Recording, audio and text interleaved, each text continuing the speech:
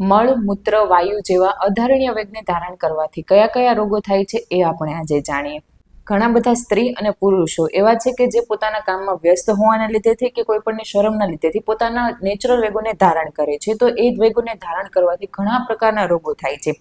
તો એવા કયા અધારણીય વેગ છે કે જેને ક્યારેય ધારણ ન કરવા જોઈએ? અધારણીય વેગ જેમ કે મળ, મૂત્ર, વાયુ, તરસ લાગવી, ભૂખ લાગવી, ઊંઘ આવવી, બગાસું, થકાવટના લીધેથી જે શ્વાસ ચડવો, ઉલટી થવી, ઉધરસ છે, છીંક છે, એ બધાને ક્યારેય પણ કામમાં વ્યસ્ત હોવાને લીધેથી કે કોઈ પણની શરમના લીધેથી રોકવા ન જોઈએ, કારણ કે તેનાથી ગંભીર રોગો થઈ શકે છે.